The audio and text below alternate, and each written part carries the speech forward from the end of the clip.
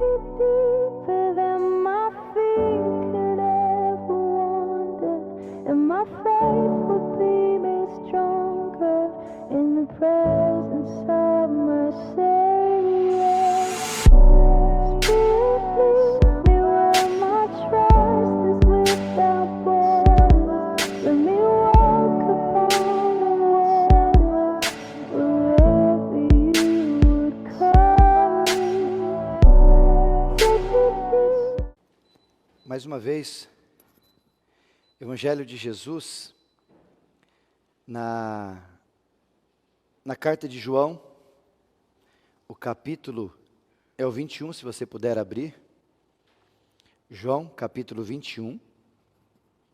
Não estou vindo aqui. João, capítulo 21. Nós estamos falando sobre lidando com o nosso passado. Perfeito, Marcos, obrigado. Estamos falando sobre o nosso passado, lidando com o nosso passado. Quero só recapitular e lembrá-los, você que está acompanhando a gente, participando pelo YouTube, se você acessar o nosso canal do YouTube, IPI São Manuel, você pode ali assistir as mensagens que nós já pregamos nesse tempo de Covid-19, e ela pode abençoar muito a sua vida. Esse momento que nós vamos falar hoje faz parte de um tema, de uma narrativa que já estamos no terceiro momento. E eu achei que nós íamos concluir hoje, mas como eu quero ser muito claro e específico com você na palavra, então provavelmente a gente não conclua hoje, e vamos passar mais um domingo, semana que vem, para a gente finalizar esse tempo, finalizar esse diálogo sobre lidando com o nosso passado. Para você recapitular, e eu quero até convidar você, se inscreva lá no nosso canal, não somente porque vai crescer, nós não estamos interessados em pessoas no nosso canal, nós não somos influencers, youtubers, não é essa a nossa ideia. Mas se você se inscrever, colocar o sininho lá, assim que tiver um toque do céu, assim que tiver uma mensagem, você vai poder ver, receber e participar com a gente. Inclusive o aviso do culto chega lá também, aí você não vai perder o horário do culto online, caso você esteja na sua casa ou em outro lugar, podendo participar também. Tá bom? Então você pode assistir. Se você voltar alguns dias, você vai ver que nós falamos, nós estamos tirando lições do texto de João, capítulo 21. O tema desse texto de João, capítulo 21, a partir do versículo 15 até o versículo seguinte ali, nós temos Jesus interrogando Pedro. Do 15 a 16, específico 17, Jesus interrogando, conversando com Pedro, tratando com Pedro, como eu falei na primeira vez, de um problema que Pedro começou a ter. Uma fobia que Pedro outrora ia se estender, ia tê-lo, que era galofobia. Coloquei esse nome, até sugeri para vocês, para a gente pensar sobre isso, porque imagina Jesus conversando com Pedro, falamos isso no primeiro domingo, falando com Pedro que ele ia negá-lo, e antes que o galo cantasse, 3 vezes ele negaria Jesus. E Pedro disse, não, claro que não, isso não faz parte de mim e tal. Mas aí o galo cantou, e imagina Pedro, toda vez que ele se encontrasse num sítio, numa fazenda, algum lugar que tivesse um galo, e o galo cantasse, o que viria à mente de Pedro? Por isso eu intitulei esse trauma de Pedro, na minha perspectiva, de galofobia, medo que o galo cante, ou talvez medo que o galo pudesse ali cantar e ele lembrar de tudo aquilo que ele fez. Natural, nós vamos tratar disso em outro momento também, mas eu quero te convidar só para a gente relembrar o que nós falamos esses dias. No primeiro domingo, nós falamos aqui com textos bíblicos da necessidade de você resolver o seu passado, lidando com o seu passado. E falamos aqui, inclusive, de pessoas, como na época romana, vivem com um defunto atrás, vivem como com alguém morto atrás, e trazendo há muitos anos, 5, 10, 15, 50 anos, pessoas com coisas não resolvidas no passado, que têm carcomido, incomodado até o presente. E uma das sugestões sobre isso é que uma vida de qualidade, a gente falou isso nessa primeira vez, é resolver o passado, é intensificar o presente e entregar o futuro. Uma vida de qualidade implica nesses 3 elementos a despeito do tempo. Primeiro, resolver o passado. Segundo, intensificar, viva o presente e entregar o futuro, pois ele está nas mãos de Deus. Na segunda vez, quando nós falamos sobre isso, por que eu preciso resolver o passado? Colocamos algumas considerações. Por causa do acusador, que ele sempre vai ficar te incomodando.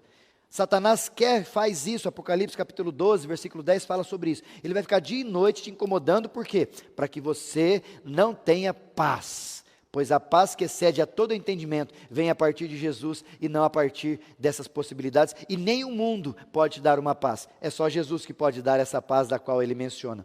A segunda ideia, por que a gente precisa resolver o passado, tem a ver com fechar ciclo, fechar janelas, fechar histórias, fechar gavetas. Falamos sobre isso. E a terceira ideia é para viver uma vida e não sobreviver na vida. Viver uma vida, porque Jesus diz em João 10:10, eu vim para que tenham vida e vida em abundância. Por isso que a ideia desse texto é para que eu e você vivamos dessa forma, com vida e vida que vale a pena ser vivida. No outro dia, nós falamos um pouquinho sobre o texto, ainda no texto, sobre os sentimentos que a gente encontra em Pedro, encontra em João, nesse texto de João, o relacionamento de Jesus com Pedro, os sentimentos que atrapalharam Pedro a despeito da sua queda. E a gente colocou em 3 momentos. O primeiro momento, só para relembrar, foi o momento antes do erro.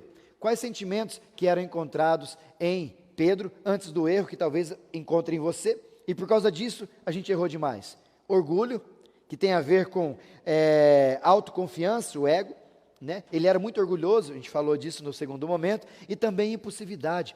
Ele reagia por impulso, não pensava, não se acalmava, não dominava a si mesmo. Então, esses 2 tipos de atitude, por causa desses sentimentos, podem provocar a gente a ter que voltar no passado muitas vezes, porque a gente não se cuida com o nosso orgulho. Nós somos orgulhosos a despeito da vida e impulsivos a despeito das decisões e dos momentos. O segundo que nós falamos foi após o erro. Se o primeiro é antes do erro, o segundo é após o erro, que Pedro teve, a gente aprendeu na outra vez, sobre a negação e a fuga de Pedro. Pedro negou o fato, mas também fugia. Muitas pessoas, às vezes, diante do passado, negam, e diante do passado, foge para não enfrentá-lo. São atitudes naturais, que a gente aprendeu semana passada. E o terceiro momento de semana passada, foi o resultado de tudo isso, nós chamamos aqui de culpa. E a palavra de Deus fala bem sobre isso.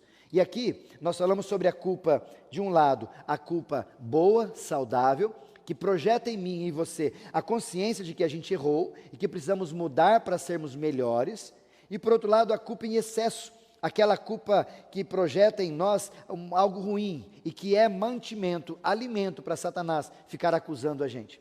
Então a gente precisa escolher qual caminho nós vamos andar. O problema é que às vezes a gente vai no extremo, ou culpa demais, ou nenhuma culpa, eu não tenho culpa de nada. Não, a culpa é importante, porque ela projeta a gente a ter uma consciência de que a gente errou. E isso é primeiro passo para uma mudança na nossa própria existência. E a gente falou sobre a culpa, e lembra-se você, nós falamos sobre a culpa saudável, que ela, assim como a culpa ruim, elas nos levam a uma tristeza. E a partir dessa tristeza, a ruim leva ao arrependimento, a saudável leva a ruim leva ao remorso, a saudável leva ao arrependimento. E depois disso, a ruim, remorso, leva à desgraça, à morte, ruína. E a saudável leva à vida, à graça, ao contato com o Pai. E uma pessoa me perguntou, eu falei para domingo passado que a gente já sabia sobre a diferença entre remorso e arrependimento. E uma pessoa me procurou, pastor, eu não sei. E antes de explicar só para essa pessoa, eu quero explicar para você, de forma geral, qual a diferença entre arrependimento e remorso. Como é que eu posso saber se o sentimento que tenho é remorso ou arrependimento? Deixa eu tentar te ajudar. Arrependimento é algo que vem de Deus. A própria palavra de Deus vai dizer isso, que o Espírito Santo nos produziria isso. Arrependimento vem de Deus. É algo profundo que nos incomoda. Remorso, talvez não. Nem sempre, ou melhor, não vem de Deus. Por quê? Deixa eu te contar uma história e você vai entender a diferença de remorso e arrependimento. Digamos que o Isaías, eu que estou aqui, faço alguma coisa errada, de repente eu roubo alguém, pego o dinheiro de alguém, e eu pegando esse dinheiro de alguém, de um amigo, do Gustavo, meu amigo que está aqui, pego o dinheiro do Gustavo, e ele não fica sabendo que eu peguei esse dinheiro, e uma quantia grande que eu peguei dele, e vou embora, sumo, vou para outro país, para outro lugar, desapareço, só que aí de repente ele me acusa, ele me processa e tal, e lá no outro lugar, digamos que eu fugi para o Paraguai, e lá no Paraguai, a polícia me pega, respondendo a um processo que eu roubei o Gustavo. E aí na cadeia as pessoas perguntam para mim, e aí, você está arrependido de ter roubado o seu amigo? Posso dizer para ele, estou arrependido. A pergunta é, eu estou arrependido ou estou com remorso? Essa é a questão. Se eu estivesse arrependido antes do Gustavo me processar, ou antes de alguém ir atrás de mim, eu me levantaria, voltaria, diria para o Gustavo: Gustavo, eu errei. Acho que... tá, deixa eu arrumar aqui. Aí. Acho que agora melhorou. Isso, não posso mexer muito. Meu companheiro está me dizendo ali. Maravilha, vou mexer menos, Marcos, me perdoa. Voltando, remorso foi o que eu tive, arrependimento foi o que eu deveria ter. Se eu tivesse tido arrependimento, antes da polícia me pegar, ou antes de qualquer circunstância acontecer, eu voltaria para o meu amigo Gustavo e diria: Gustavo, eu deslizei, eu roubei você e entreguei para ele. Mas o sentimento de arrependimento nesse sentido, não porque eu... Mas assim,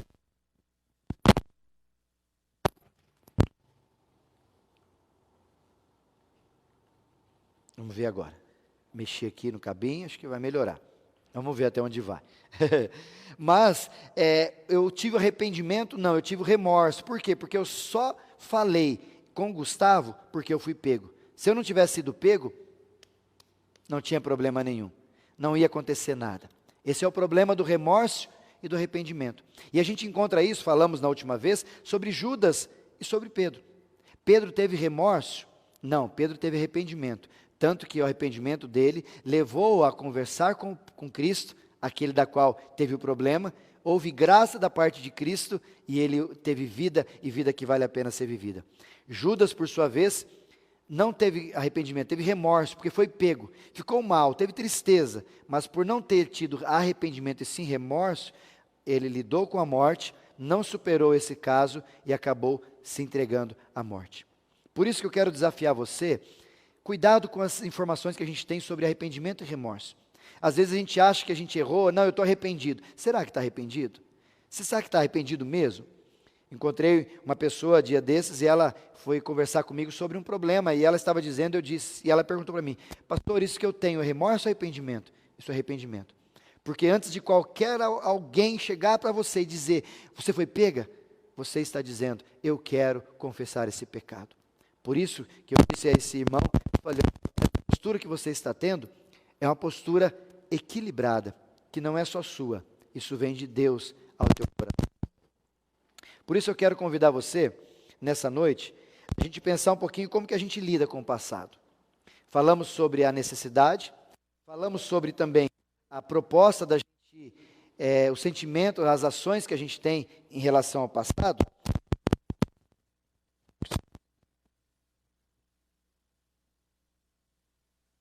A proposta que a gente tem em relação ao passado.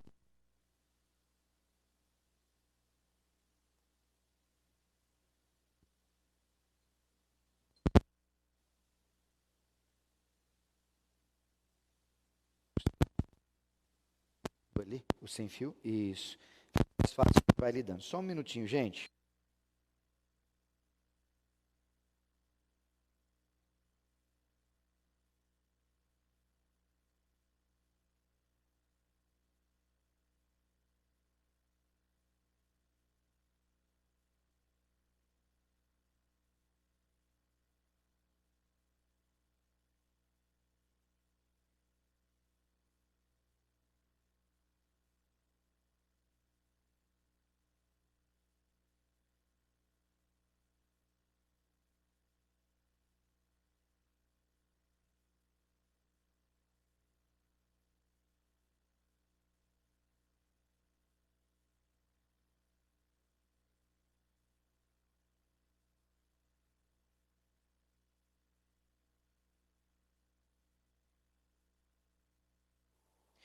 Maravilha, chegou aí, consegui aqui, certo? Isso, maravilha. Continuamos aqui então. A palavra de Deus, quando a gente vai conversar sobre isso, ela nos traz algumas orientações muito importantes. E eu quero pensar com você, nesses 2 últimos domingos que nos restam, como é que a gente lida com o nosso passado. Pastor, eu entendi que é necessário, eu entendi alguns sentimentos que eu preciso evitar, inclusive na hora do problema, mas como é que a gente faz isso? Por isso eu quero te convidar para você pensar, e eu quero iniciar nessa noite com uma frase de Shakespeare, que ele dizia assim nessa frase: lamentar o passado no momento da vida presente é criar outra dor e sofrer novamente. Vou repetir, Shakespeare dizia que lamentar o passado no momento presente é criar outra dor e sofrer novamente. Infelizmente, eu não sei se você conhece, mas muitas pessoas estão assim, arrastando um passado, trazendo consigo ou vivendo um passado, inclusive com problemas psicossomáticos na sua vida, por causa de questões que não foram resolvidas e elas não vão sumir dali, algemados no passado e revivendo todos os dias no presente. Encontrei e ouvi uma pessoa falando sobre isso esses dias, que algumas pessoas têm dificuldades com essas ocorrências que aconteceram na sua história. Eu tenho mais de 40 anos e no meu passado eu tenho muito tempo de coisas boas, mas também tenho algumas histórias ruins sobre a minha vida, que aconteceram, quer seja na infância, com adolescente, com jovem, ou ontem, antes de ontem, alguns dias para trás. Mas eu tenho ocorrências, como você também tem algumas ocorrências. E essas ocorrências, às vezes, nesses eventos, nós tivemos alguns deles que foram traumáticos para a gente. Alguns desses eventos que talvez para mim ou para você, a gente não conseguiu se ajustar. Quer sejam situações de abandono, alguns de nós, ou talvez conflitos não resolvidos com familiares, com cônjuge, com amigos, e eles acabam ficando ali incomodando a gente em relação ao nosso passado, ou talvez o sentimento de luto que não foi desenvolvido, ou um sentimento de separação que não foi bem ajustado, ou algumas dessas situações das quais ocorreram no meu e no seu passado, na nossa história, e por causa da não tratativa correta disso, nós estamos algemados a ele. E quando isso vem à tona, a gente sofre novamente. A gente se lembra, e eu quero que você guarde sobre isso, que às vezes esse à tona vem a partir do cheiro, a partir do olhar, a partir do ouvir alguma coisa, ou a partir dos olhos, ou seja, todas essas nossas narrativas que adentram em nós, isso pode nos trazer à tona o passado, como a gente vai falar isso semana que vem, gatilhos que nos acionam ao passado e nos trazem a sofrer de novo no presente de coisas que talvez se passaram 10, 15, 20 anos atrás e a gente sofre no presente. É isso que Shakespeare está tentando nos ajudar. Mas uma outra frase que eu quero que você guarde é a frase de Agostinho. Agostinho diz assim, numa das suas lindas frases: o nosso passado não é um rio congelado. Ele vai dizer que o passado não é como um rio congelado que nos prende e a ele ficamos paralisados, mas é um rio cálido e fértil que nos enche no presente de vida e nos encoraja a caminhar para o futuro. Ou seja, o que Agostinho está dizendo é que há uma possibilidade, ele encontrou na palavra de Deus em Jesus, uma possibilidade de mudar o passado. E ele está dizendo que o passado não é imutável. Ah, pastor, mas como assim? Eu posso voltar lá? O senhor está falando de volta para o futuro, eu posso ir e voltar? Como é que... Não é isso que eu estou dizendo. E Agostinho não está dizendo isso. O que Agostinho está dizendo é que viver como olhando para o passado, como algo que não pode ser transformado, ressignificado, é um equívoco da nossa parte, é frustrante, é angustiante você olhar para frente e ver que no passado algumas coisas ficaram e você entende que é necessário resolver e não pode acessá-lo. Isso é problemático para nós. Mas ele vai dizer que esse rio, o passado, pode sim tornar-se algo cálido, quente, fervoroso, cheio de possibilidades de vida, ou seja, fértil, que encha a minha vida como um passado, uma história, enche o meu presente de vida e projete-me como um sonho e foco para o meu futuro de coisas boas que Deus tem para mim. É isso que ele está querendo dizer. E nessa expectativa, ele está dizendo para nós que talvez mudar o passado não é tão simples, não é tão fácil, ou talvez, digamos assim, é até impossível. É verdade, o passado não pode ser mudado, guarde essa frase. O passado não pode ser mudado, isso é um fato. Mas você pode mudar o que você sente a despeito do seu passado. O passado não pode ser mudado, isso é um fato. Mas o que você sente a despeito do seu passado pode ser ressignificado. E é sobre isso que eu quero conversar com você. É sobre isso que eu quero dialogar com a gente nessa noite, sobre como que a gente decide, como que você faz, como que eu lido com o meu passado. E você não tem escolhas, você tem decisão, que é diferente de escolhas. A decisão só tem o lado direito ou esquerdo. E a decisão que você tem apenas duas opções. Ou você nega, ou você enfrenta o seu passado. Por que as pessoas negam o passado? Eu quero te mostrar. As pessoas negam o passado porque têm a ideia de amnésia.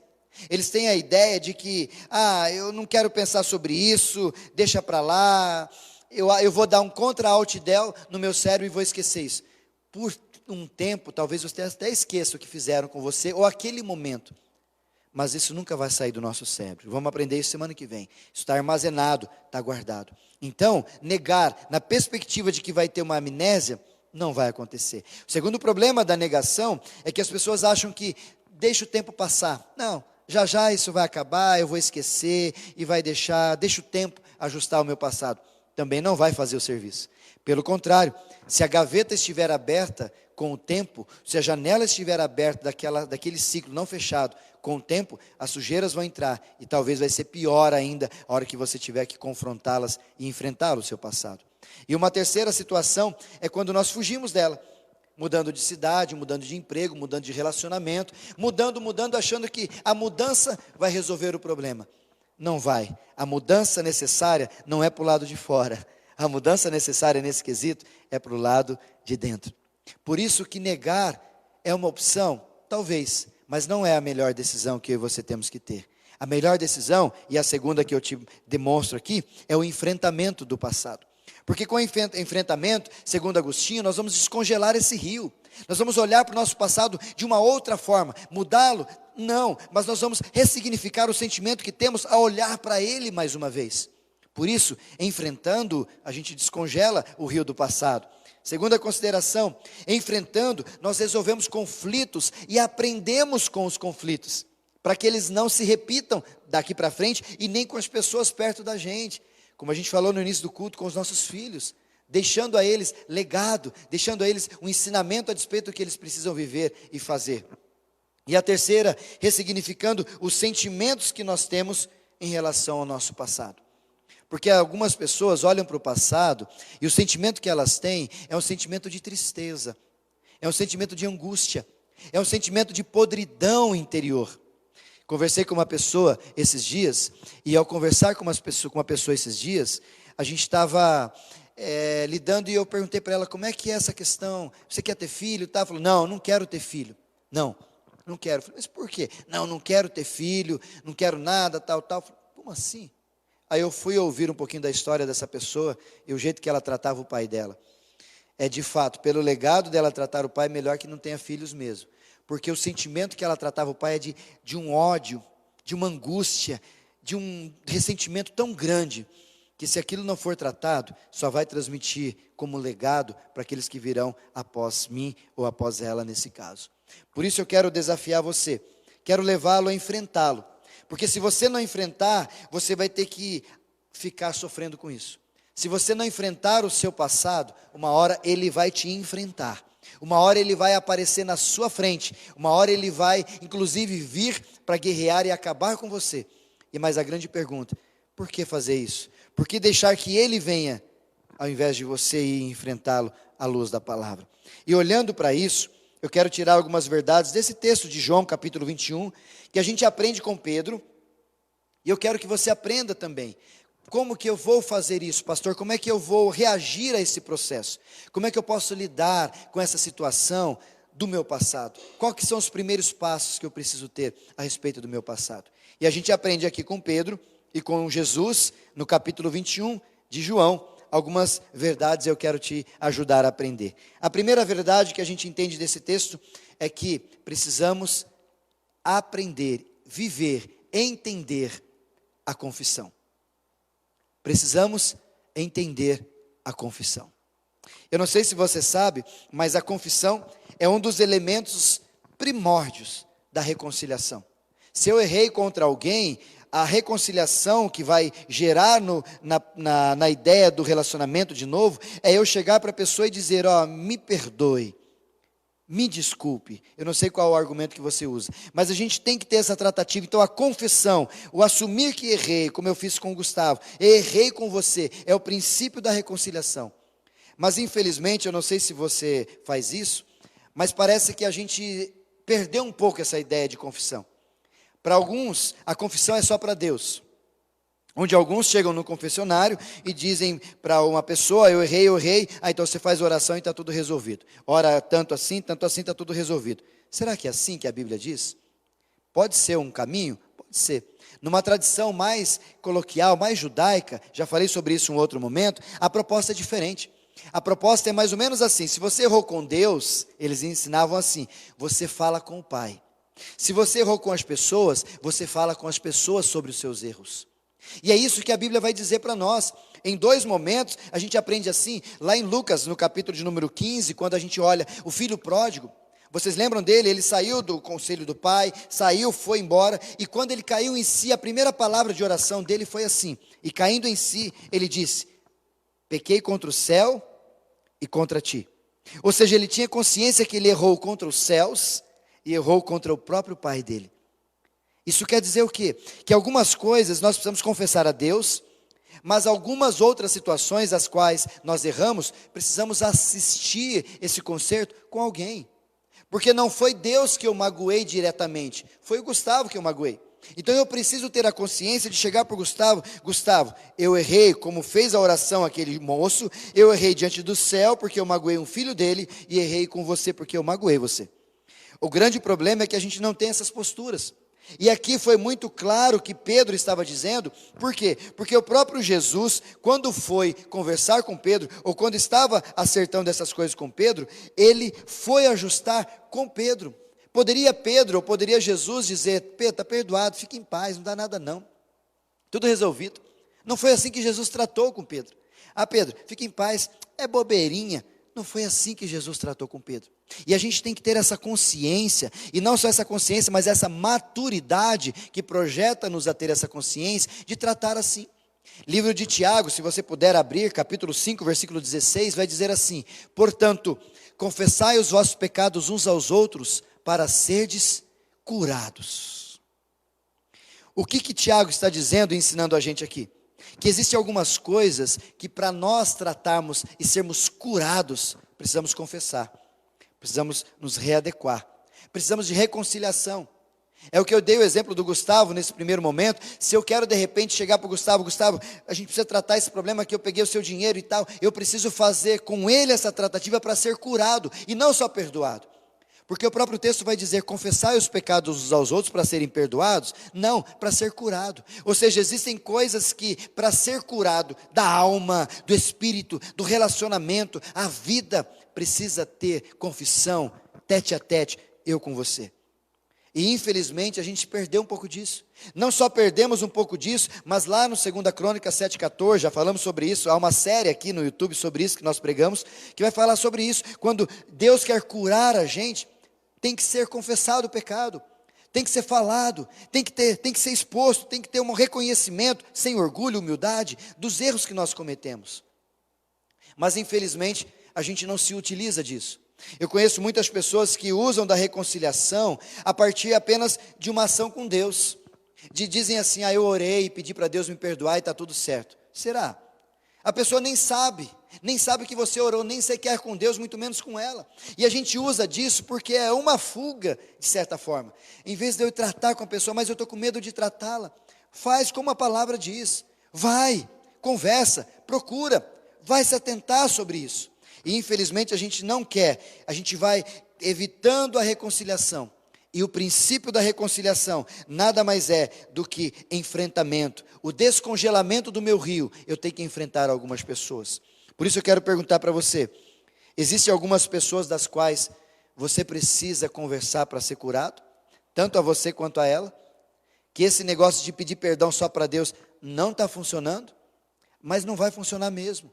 Porque existem algumas ações que você precisa olhar nos olhos do Gustavo, como eu fiz assim, Gustavo, eu errei roubando você. E ele precisa olhar para mim e dizer, senti em você arrependimento, e eu perdoo você. Para ser, tanto ele, quanto eu, curado. Segunda verdade que esse texto me ensina, e Jesus fez isso também com Pedro, Jesus além de chegar com Pedro e trazer essa tratativa de confissão com Pedro, e ele faz isso 3 vezes, lembram? Pedro negou Jesus 3 vezes. Jesus fala com ele nesse texto do capítulo 21, versículo 15 e 17. Pedro, tu me amas por quantas vezes? 3 vezes. Ou seja, tratar detalhadamente cada problemática, cada negativa que Pedro tinha com Jesus. Pedro fez isso, Jesus fez isso. A gente precisa aprender e fazer isso também. A segunda verdade que esse texto me ensina, eu quero que você guarde, é a verdade de que a gente precisa fazer essa ação de reconciliação correndo, rápido, sem demora. Como assim, pastor? Está no texto. Não sei se você observou o texto, mas Pedro tinha uma pendência com Jesus. Tinha uma pendência, porque ele traiu Jesus, negou Jesus. E Jesus tinha avisado ele, mesmo assim ele falou, não tenho nada, negou Jesus. Mas lá no livro de Marcos, capítulo 16, versículo 7, quando as mulheres vão procurar o túmulo e o túmulo está vazio, e naquele lugar tinha um homem, e o homem diz, ide e avisai aos discípulos e a Pedro que Jesus ressuscitou. Por que o homem não disse só aos discípulos todos? Por que ele tinha que endereçar a todos, discípulos, Pedro, em letras garrafais, como eu escrevo para as pessoas, Pedrão, né? Por que ele tinha que detalhar Pedro? Porque Jesus precisava tratar com Pedro aquele trauma, senão Pedro estaria perdido nessa caminhada. Por isso que eu preciso que você entenda que todas as nossas ações em tratativa com alguém precisa ser feito sem demora, logo quanto antes. E a palavra de Deus nos ensina sobre isso, porque manda chamar Pedro. E lá no capítulo 21, nesse texto, um pouquinho antes, no versículo 15, quando eles comem, eles tratam ali, de repente, Jesus manda chamar Pedro. Imagina Jesus chamando Pedro, é igual aquela, como a gente falou esses dias, igual o pastor chamando, querido, eu quero conversar com você amanhã na sala do conselho. Ah, meu Deus do céu, o que ele quer conversar? É a mesma coisa. Mas Jesus tinha que fazer isso com Pedro, para evitar que isso tomasse tempo e tivesse mais e mais problemas a despeito desse trauma. Por isso aqui, a palavra de Deus vai dizer também, lá no livro de Mateus, capítulo 5, queria que você guardasse esse texto, versículo 23 até o 26, quando ele diz assim, se você vem adorar a Deus, mas lembrar que tem alguma coisa contra alguém, ou alguém fez algo contra você, deixa ali a sua oferta, e vá reconciliar-se com a pessoa, e vá sem demora, o texto é bem claro, vá sem demora, ou seja, vá rápido. Não deixe que isso se torne uma prisão para você. E aí ele vai dizendo, porque se você não for rápido, o tempo vai tomar conta de você. E vai entregue ao juiz ao promotor, e você vai ser levado para a prisão. E enquanto você não ajustar, você não sai de lá. Mateus capítulo 5, 23 ao 26. O que ele está dizendo para mim e para você? Para a gente não deixar o sol se pôr sobre a nossa ira. Ele está dizendo para que quando você tiver um desconforto, algum problema, algo com alguém, tenha sensatez no tempo hábil e certo de fazer aquilo rápido. Não deixar que o inimigo tome posse dessa alimentação que você está dando para ele. Não permitir que o tempo e as coisas e os falatórios atrapalhem nesse diálogo ou nessa nova reconciliação. Mas vá sem demora, vá fazer logo. Para quê? Para que isso aconteça de uma forma específica, clara e eficiente. Por isso que Jesus fez isso rapidinho com Pedro. Jesus não demorou, não deixou Pedro ir para lá, não, depois a gente conversa, Pedro. Não, é bobeirinha, não leve o sentimento dos outros como bobeirinha. Porque não tem a ver só com ele, tem a ver com o rompimento do ministério, rompimento do casamento, rompimento da amizade, rompimento que você está tendo com aquele indivíduo. Por isso não deixe isso estender, não deixe isso alongar. O quanto antes, faça isso. O quanto antes, elimine esse problema. E a terceira e última verdade que eu quero que você guarde é a forma que a gente faz isso, e a gente vai entrar nisso e terminar a semana que vem. Seja o amor a base do seu tratamento, seja o amor a base da reconciliação com essa pessoa. Olha que interessante, por que é importante saber disso? Pedro poderia ter ouvido de Jesus, e talvez se eu fosse Jesus eu falaria. Chegava para Pedro, perto de Pedro, vem cá Pedrão, eu não te avisei? Eu falei para você, seu pangaré. Falei para você que você ia me trair, viu? Anotou? Agora você aprendeu? Aprendeu, quer que eu desenhe? Talvez eu falaria, Jesus poderia ter dito isso para Pedro, mas ele não disse isso. Ou talvez poderia ter dito, seu incircunciso, palavras daquela época que Pedro odiava. Depois Paulo falou sobre isso, ele odiava. E Jesus poderia dizer, seu incircunciso, me negou, seu maluco, ou qualquer outra palavra. Poderia dizer isso, e tinha direito de fazê-lo.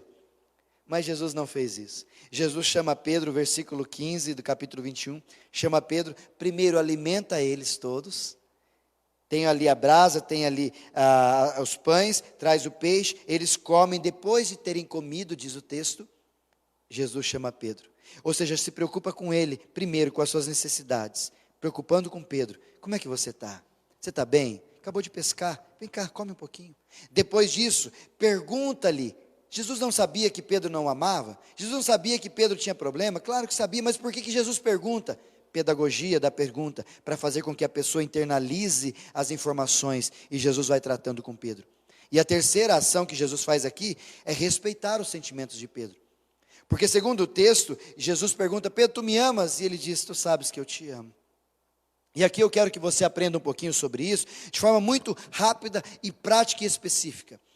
Nesse texto de Jesus tratando com Pedro, falando se tu me amas, Jesus respeita o sentimento de Pedro, porque Pedro está dizendo que não amava, está dizendo que gostava dele. Ah, pastor, mas a Bíblia está dizendo, tu me amas? Sim, tu sabes que eu te amo, mas no original as palavras são diferentes, e eu quero que você guarde para a semana que vem a gente aprender sobre isso.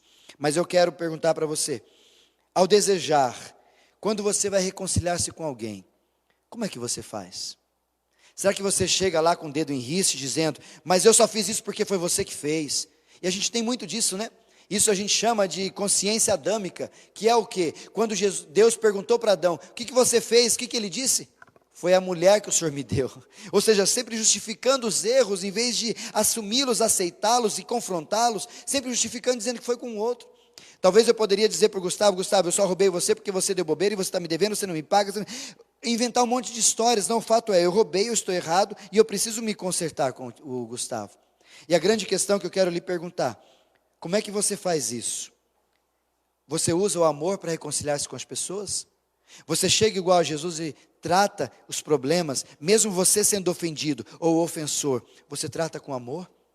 Porque é assim que Jesus fez, é assim que Jesus ensinou a gente. Por isso o desafio, você não justifique quando for reconciliar. Tenha paciência com as pessoas quando for reconciliar. Tenha paciência porque você pode ser ofendido hoje e amanhã ser o ofensor. Amanhã você pode ofendê-lo, como hoje você pode ter sido ofendido. Não sabemos, mas tenha paciência porque amanhã pode ser um outro dia.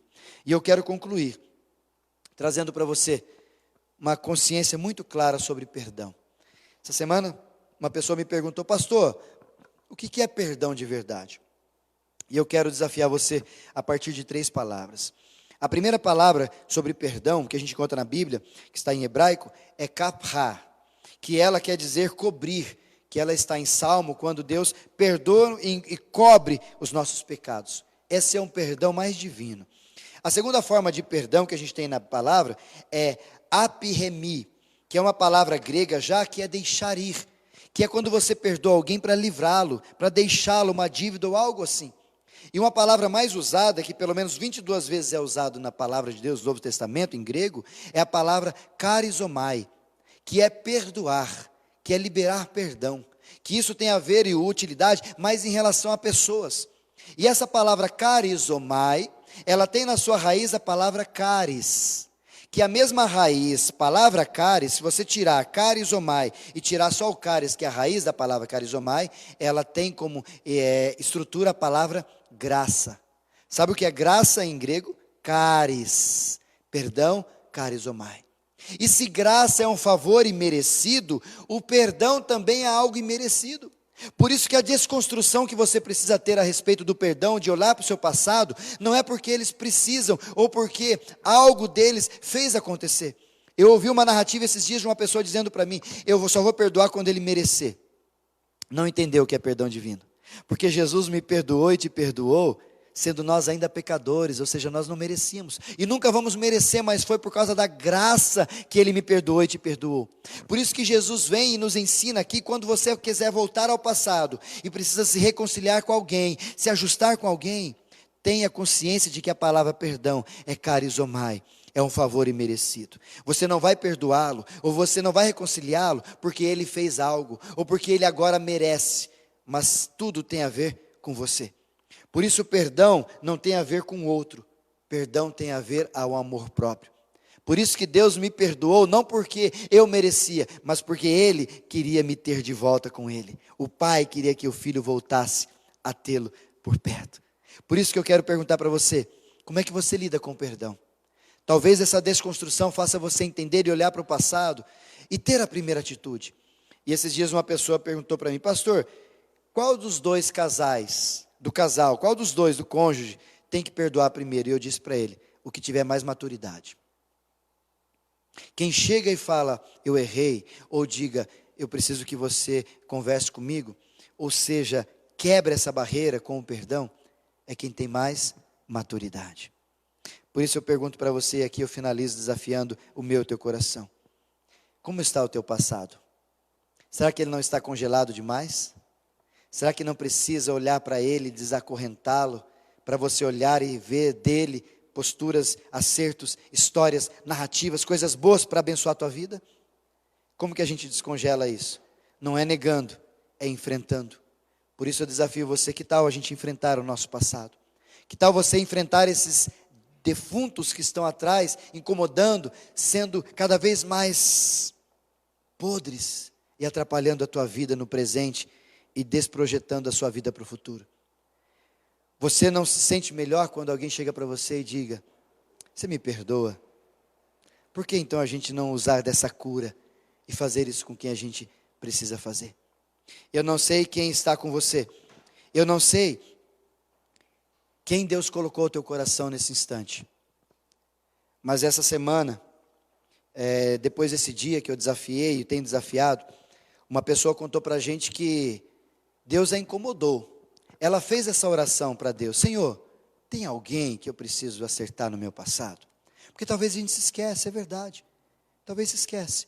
E ela orou para Deus e Deus colocou essa pessoa. E ela procurando, mas será, Senhor, será? E ela sonhou com essa pessoa, ou seja, uma outra confirmação sobre isso. E aí sabe o que ela fez? Não ficou orando, mandou uma mensagem. Se é distante, mandou uma mensagem. E houve reconciliação. Assim como lá com Zaqueu, que Jesus disse, hoje houve reconciliação nessa casa. Essa pessoa que estava fazendo isso, teve atitude e houve reconciliação. Louvor a Deus e reconciliação e glórias a Deus por isso. E a mesma alegria que aconteceu lá pode acontecer na tua vida. Por isso eu quero desafiar você, comece hoje. Se Deus está te lembrando, se o Espírito Santo está te lembrando hoje de alguém, de alguma situação que precisa ser tratada no passado, permita que o Espírito Santo de Deus te traga à tona, te revele, mas isso não é para acabar com você, mas isso é para produzir em você descongelamento do passado, desacorrentar o teu passado e lhe projetar num presente intenso e um futuro glorioso que Deus tem para você. Vamos fazer isso? Quem Deus tem te incomodado? Quem vem à mente hoje? Quais são os passados que você precisa resolver? Take me deeper than my feet could ever wander, and my faith will be made stronger in the presence.